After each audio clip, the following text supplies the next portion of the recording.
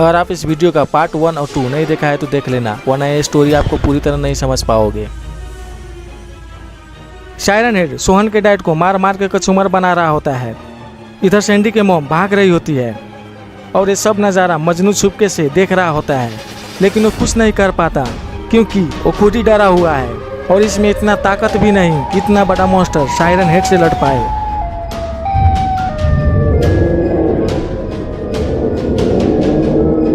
Siren head Sandy के dad को मारने के बाद अब उसके मॉम के पीछे पड़ जाता है। शायद अब सैंडी के मॉम के मरने की बारी है और इधर मजनू सैंडी के डैड को ऐसी हाल में देखकर वो उसके पास जाने लगता है।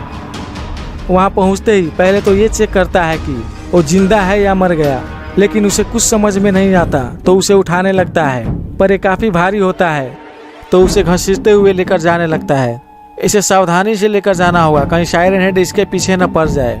लेकिन मजनू किसी भी तरह से सैंडी के डैड को एक घर के पीछे लेकर आता है। शायद मजनू को ये लगता है कि सैंडी के डैड अभी भी जिंदा है और सैंडी के मॉम तेजी से सोहन के पास भाग रही होती है और उसके पीछे सायरन हेड दौड़ रहा होता है।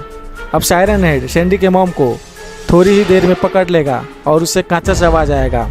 लेकिन ये क्या, ये तो अचानक से दूसरी तरफ भागने लगी। आखिर क्यों भागी है दूसरी तरफ? शायद इनके समझ में आ गई है कि अगर मैं सोहन के पास जाऊंगी तो मेरे साथ साथ सोहन को भी सायरन हेड मार देगा, इसलिए सोहन के पास न जाकर दूसरी तरफ भागने लगती है। लेकिन फिर भी ये गलत रास्ते भाग रही है क्योंकि आगे जॉन का आदमी उधर ही होता है। शायद सायरन हेड से बच भी जाए, लेकिन अब जॉन की गुंडे से नहीं बच पाएगी। लेकिन ऐसा नहीं हो पाता और गुंडा सैंडी के मॉम पे गोली चलाने ही वाला होता है कि पीछे देखता है सायरन हेड आ रहा होता है। फिर ये देखकर सायरन हेड के ऊपर गन चलाने लगता है। इससे सायरन हेड का दौड़ने की रफ्तार कम हो जाता है और सैंडी के मॉम भागने में कामयाब हो जाता है और इसे लगता है कि सायरन हेड के ऊपर गोली चला के ये उसे मार सकता है। वो भागने की जगह वो सायरन हेड के ऊपर गोली चला रहा होता है और वो पकड़ा जाता है और जो उसके साथ होने वाला है वो देखने का लायक है।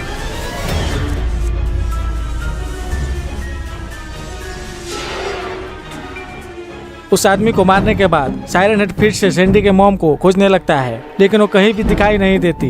पर सायरन हेड जाने अनजाने में सैंडी के मॉम की तरफ जा रहा होता है और सैंडी के मॉम छुप रही होती है।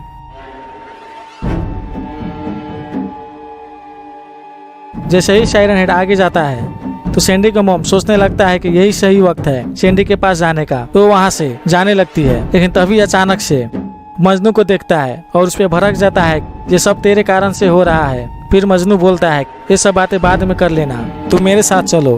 फिर सैंडी के मॉम बोलती है, लेकिन क्यों? मजनू बोलता है, पहले यहाँ से जल्दी चलो फिर बताता हूँ। और सैंडी के मॉम उसके साथ जाने लगती है। रास्ते में मजनू सैंडी के मॉम को सारी स्टोरी बताता है कि कैसे उसने उसका पति को लेकर आया और किस हाल में है वो।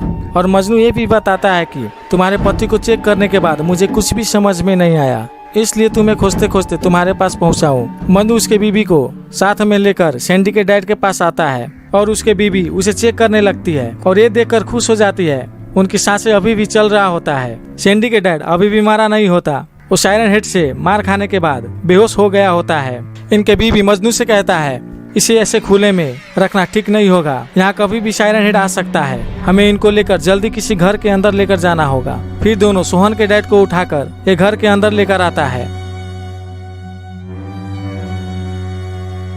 मजनू सैंडी के मॉम से कहता है, इसे हम घर के अंदर तो लेकर आ गए, लेकिन हमें यहाँ से जल्दी तुम्हारे पति को किसी हॉस्पिटल लेकर जाना होगा, नहीं तो ये मर भी सकता है। सैंडी के मॉम परेशान हो जाती है और मजनू से कहती है, ये किस मुसीबत में हम फंसे हुए हैं, यहाँ पे रहूंगा तो मेरा पति मर जाएगा और बाहर जाऊंगा तो वो मॉन्स्टर हमें मार देगा। मजनू उसे दिलासा देते हुए बोलता है, सब ठीक हो जाएगा, तुम चिंता मत लो। वैसे तुम सब इस जगह पे क्या करने आए थे?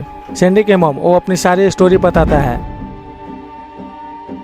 और मजनू स्टोरी सुनने के बाद कहता है, यानी तुम्हारे पास गाड़ी भी है?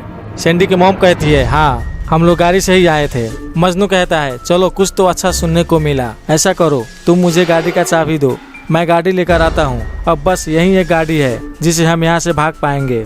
सैंडी के मॉम को अब थोड़ा अच्छा फील होने लगता है और वो गाड़ी की चाबी देते हुए मजनू से कहता है कि मेरे छोटे बेटे सोहन को लेकर आना, मत भूलना, उस गाड़ी के ठीक सामने वाला घर में होगा। मजनू कहता है, ठीक है मैं नहीं भूलूंगा, बोल के वहाँ से गाड़ी लेने जाने लगता है। लेकिन डर तो इस बात का है कहीं मजनू सैंडी के मॉम डैड को छोड़कर गाड़ी लेकर अकेला ही ना फरार हो जाए। लेकिन जॉन और उसके आदमी फिर से मजनू के पीछे क्यों आ रहा है? कहीं जॉन मजनू को फिर से मारने वाला तो नहीं?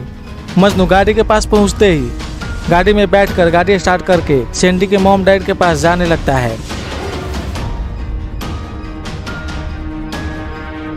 और जॉन छुपा होता है और मजनू जैसे ही पास आता है तो वो जॉन अचानक से बाहर आता है। मजनू जॉन को दोबारा से देखते ही वो गाड़ी रोक देता है।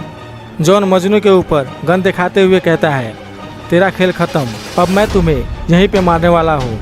मजनू जॉन से कहता है, मुझे मत मारो, मुझे मारने से तुम्हें कुछ नहीं मिलेगा। तुम्हारे जीएफ से अब मेरा शादी हो गया है और वो तुम्हारा नहीं हो सकता। जॉन बोलता है, ठीक है, मैं तुम्हें नहीं मारूंगा, बस ये गाड़ी मुझे दे दो।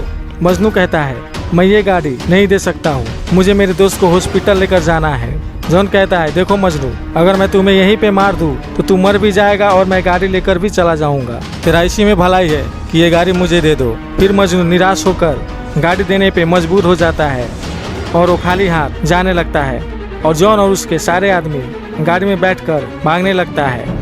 मजनू बहुत ज्यादा दुखी के साथ सैंडी के मॉम डैड के पास जाने लगता है। जॉन और उसके सारे आदमी उसी रास्ते भाग रहे होते हैं जिस रास्ते से सैंडी के मॉम डैड आए होते हैं। लेकिन सायरन हेड पहले से ही वहाँ छुपा होता है। वो इसलिए छुपा होता है कि अब इस रास्ते से कोई नहीं बच के भाग पाए। फिर सायरन हेड गाड़ी को देखकर वो बाहर निकलता है।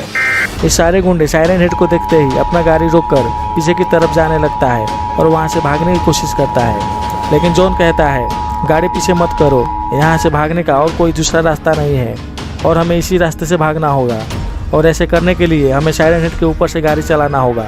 बोल के जो गाड़ी चला रहा होता है उसे कहता है, तुम तेजी से सायरन हेड के ऊपर से गाड़ी चला दो और इसे कुचलते हुए आगे निकलो।